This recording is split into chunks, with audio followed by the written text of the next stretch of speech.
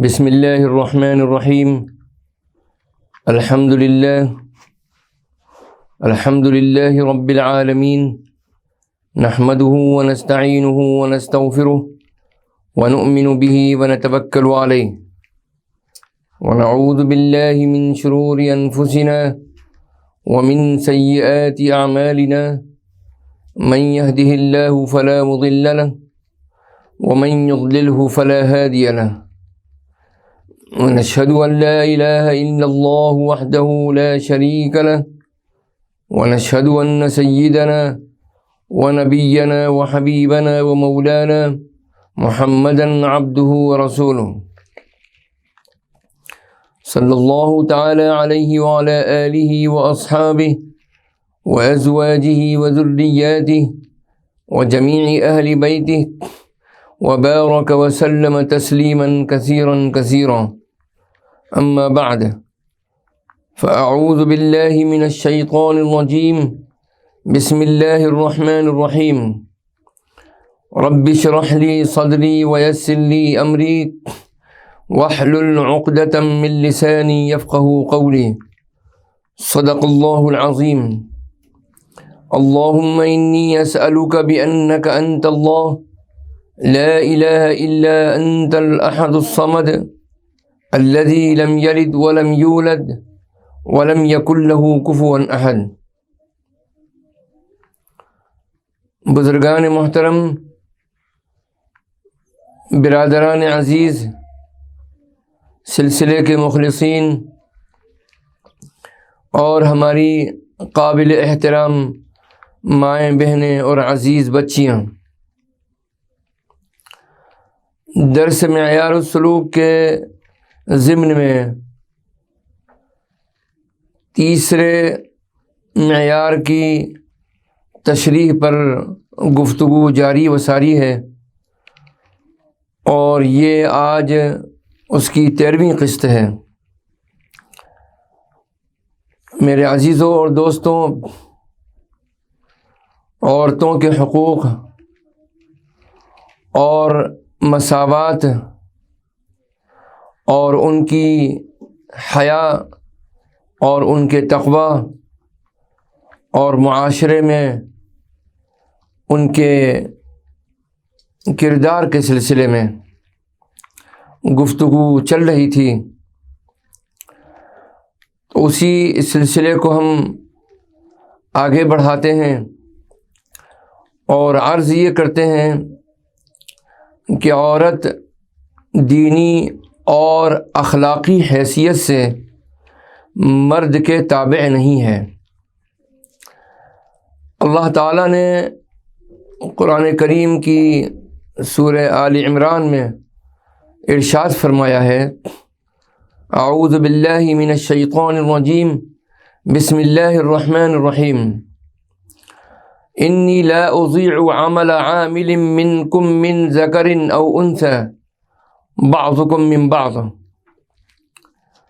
اللہ تعالیٰ سورہ آل عمران کی آیت 195 میں ارشاد فرماتے ہیں کہ میں تم میں سے کسی عمل کرنے والے کے کسی بھی عمل کو ضائع کرنے والا نہیں ہوں،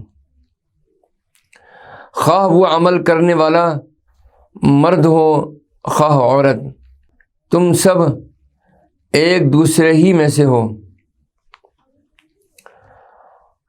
مرد عورت تمدن کی گاڑی کے دو پہیے ہیں، ان کی جسمانی ساخت اور نفسیاتی کیفیات البتہ مختلف ہیں۔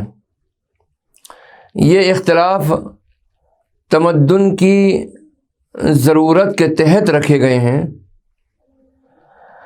انسان ہونے کے ناطے سے وہ ایک دوسرے کی جنس ہیں، لیکن دینی اور اخلاقی اعتبارات سے دونوں کا جدا گانا اور مستقل تشخص ہے، اور اپنی اپنی شخصیت کے دونوں ذمہ دار ہیں۔ یہی بات سورۃ الاحزاب میں بہت ہی پیارے انداز میں بیان فرمائی گئی ہے۔ اللہ تعالیٰ سورہ احزاب کی 35ویں آیت میں ارشاد فرماتے ہیں، اعوذ باللہ من الشیطان الرجیم،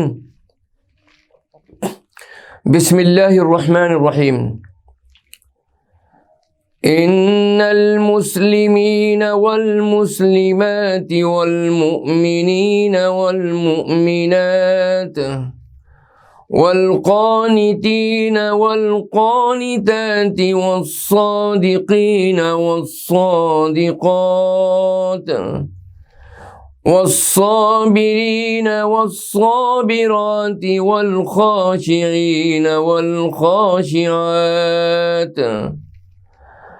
والمتصدقین والمتصدقات والصائمین والصائمات والحافظین فروجهم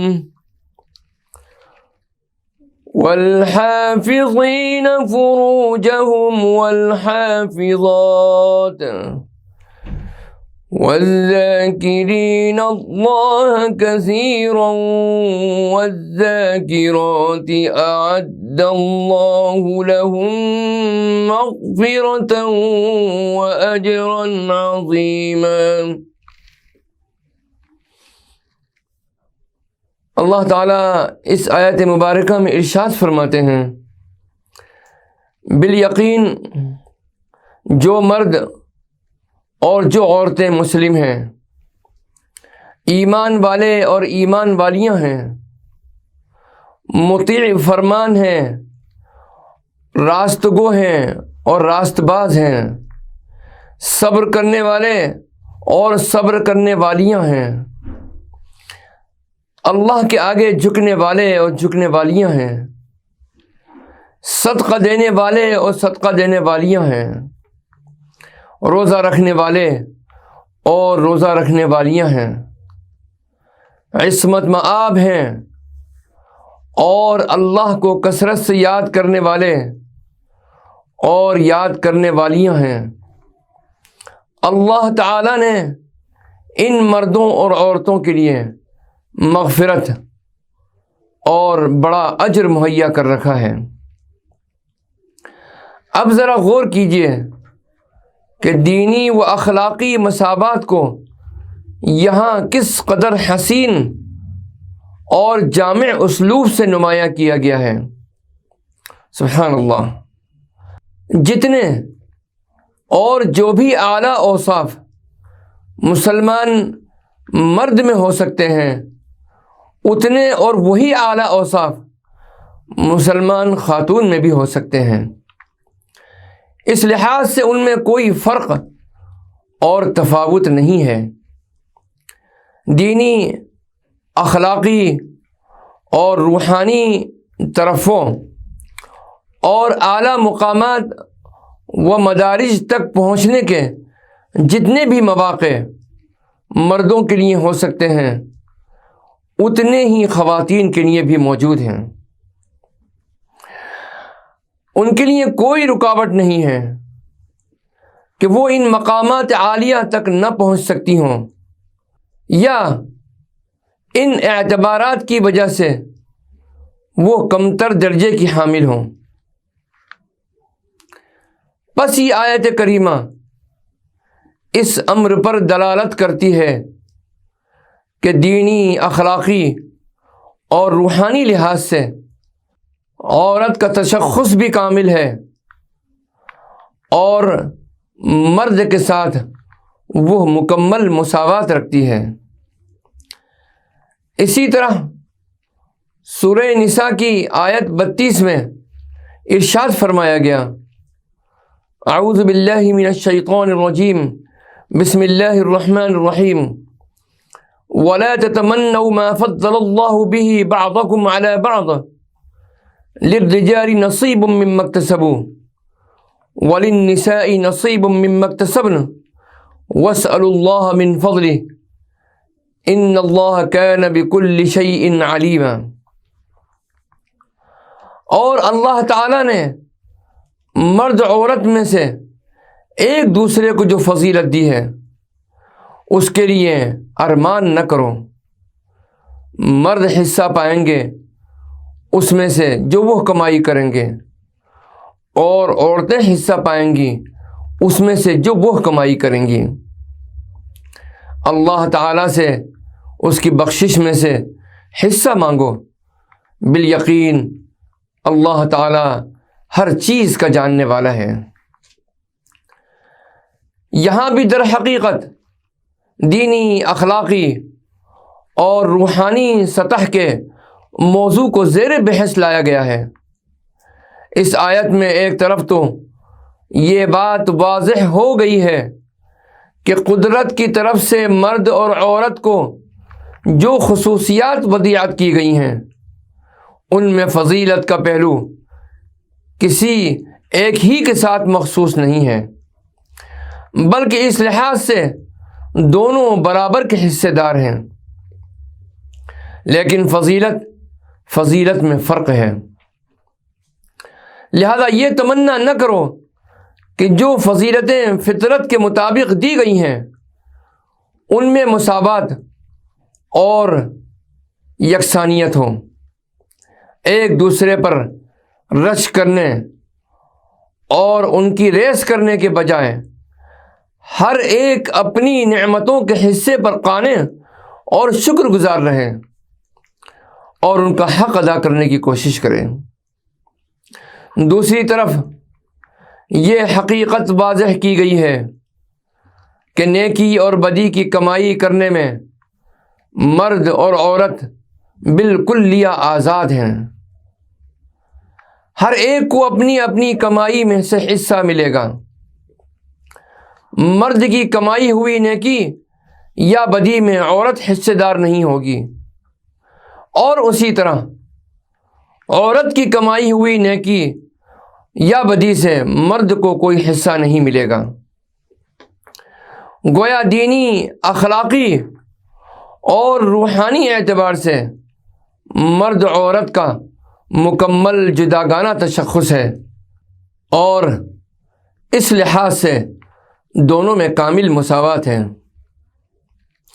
دونوں اس میدان میں اپنی اپنی محنت اور لگن سے نیکیاں کما سکتے ہیں، جس کے اجر میں کمائی کرنے والے ہی کا حصہ ہوگا۔ جو کوئی ہوائے نفس سے مغلوب ہو کر اور شیطان کے فریب میں آ کر بدی کمائے گا تو اس کا وبال اس کمائی کرنے والے کے سر پر ہی ہوگا۔ قانونی تشخص میں مساوات نہیں ہے۔ اسلام نے عورتوں، بیٹیوں، بیویوں اور ماؤں کا وراثت میں حق رکھا ہے اور ان کو حصہ دیا ہے، لیکن برابر نہیں۔ بیٹے کے مقابلے میں بیٹی کا حصہ آدھا ہے۔ اللہ تعالیٰ کا ارشاد گرامی ہے، سورہ نساء کی 11ویں آیت ہے۔ اللہ ارشاد فرماتے ہیں، یوصیکم اللہ فی اولادکم للذکر مثل حظ الانثیین۔ اللہ تعالیٰ تمہیں اور تمہاری اولاد کے بارے میں یہ ہدایت کرتا ہے کہ مرد کو 2 عورتوں کے برابر حصہ دو۔ اسی طرح باپ کے مقابلے میں ماں کا حصہ آدھا ہے۔ کون شخص ہے جو مسلمان ہونے کا مدعی ہو، قرآن پر ایمان رکھنے کا دعوے دار ہو اور کسی درجے میں قرآن سے واقف ہو اور یہ نہ جانتا ہو کہ قانون وراثت قرآن مجید میں کس قدر تفصیل سے آیا ہے، پھر یہ کہ عورت کو بحیثیت بیٹی، بیوی، ماں، بہن، خالہ، پھوپھی جو حق وراثت میں دیا گیا ہے وہ مرد کے مقابلے میں آدھا ہے۔ اس کا سبب بھی بآسانی سمجھ میں آ جاتا ہے، وہ یہ کہ اسلام معاشی کفالت کا تمام بوجھ مرد کے کندھوں پر ڈالتا ہے اور اپنی جسمانی ساخت، توانائیوں اور صلاحیتوں کے لحاظ سے وہی اس بوجھ کو اٹھانے کے لائق اور قابل بھی ہے۔ لہذا وراثت میں عورتوں کے مقابلے میں اس کا دوہرا حصہ رکھا گیا۔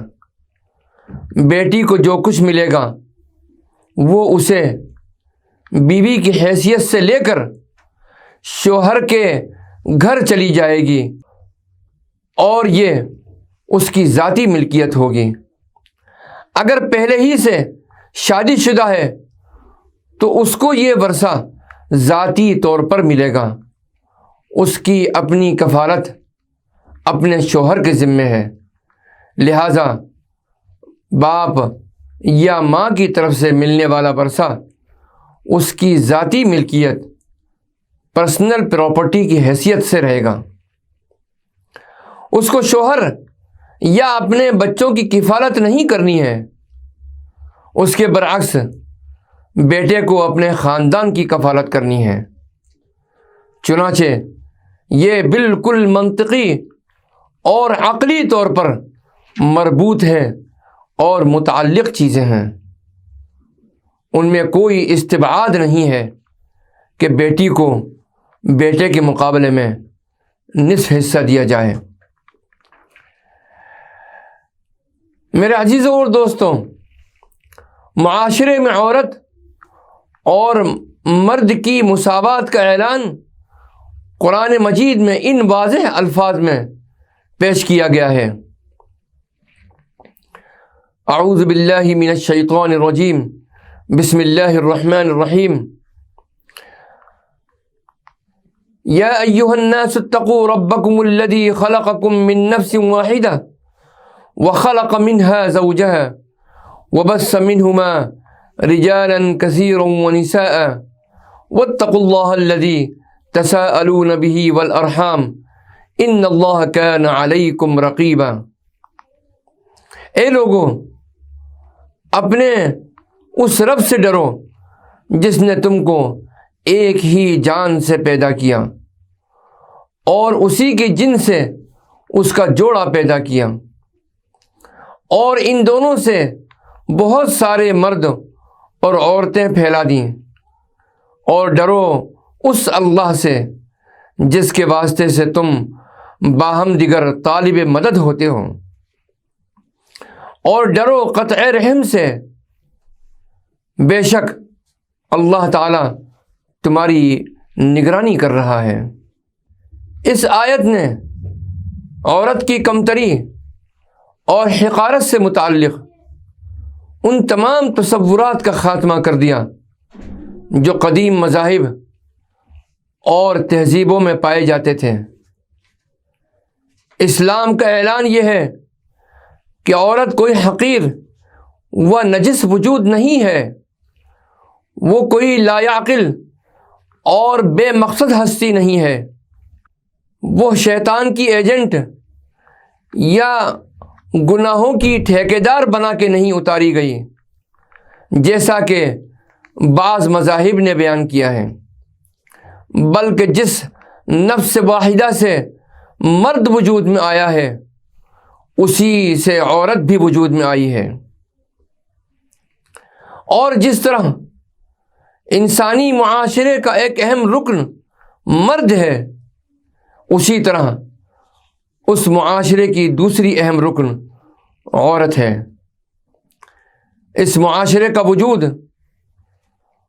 اس کا بقا اور اس کا تسلسل ان دونوں میں سے کسی ایک ہی پر منحصر نہیں ہے۔ مردوں اور عورتوں میں سے کسی کے لیے بھی یہ بات جائز نہیں ہے کہ اپنے فطری حدود لانگ کر دوسرے کے حدود میں گھسنے اور ایک دوسرے کی نقل اڑانے کی کوشش کریں، بلکہ ہر ایک کو اپنے اپنے دائرے کے اندر اپنی خصوصیات پر قائم رہتے ہوئے اپنا فرض ادا کرنا چاہیے اور اللہ سے یکساں اجر کی امید رکھنی چاہیے۔ اس حقیقت کی ایک بہت بڑی شہادت حضور صلی اللہ علیہ وسلم کے زمانے کے ایک واقعے سے بھی ملتی ہے۔